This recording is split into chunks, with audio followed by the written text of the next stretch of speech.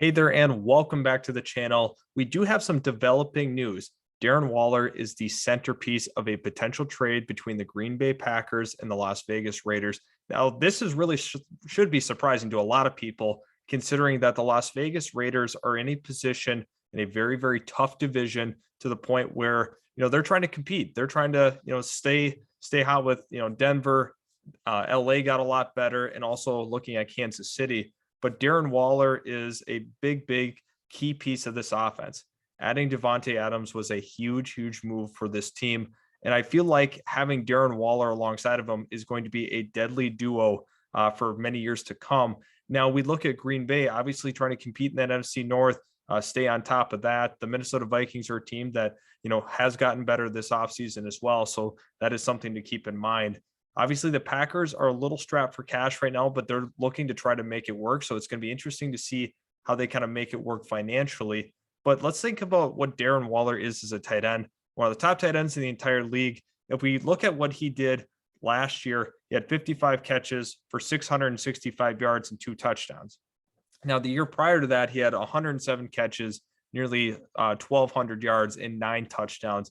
This guy is one of the most productive tight ends in the league. He's a guy that can consistently get open. He's an absolute mismatch nightmare for a lot of these linebackers and corners. There's so much you can do with Darren Waller in your offense. Line him out wide, line him up from the tight end spot.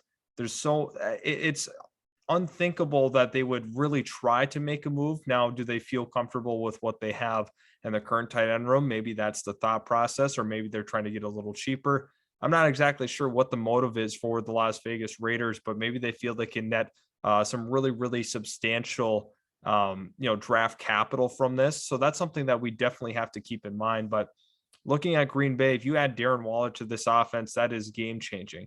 It's no secret that they're probably going to take a wide receiver in the first round of this draft, and then maybe they'll take a couple more receivers on top of it throughout the next couple of days. But I think that they are very, very motivated to get this done.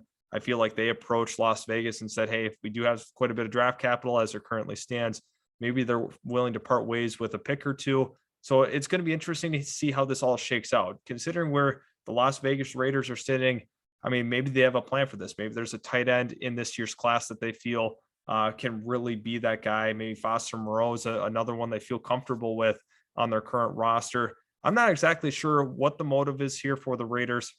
However, maybe they just feel like it's time to move on from Darren Waller. Maybe Darren Waller's looking for a fresh start himself and has just been keeping quiet, which there's a lot of different possibilities and factors that can go into why this has all of a sudden came out of nowhere, which is kind of surprising to me.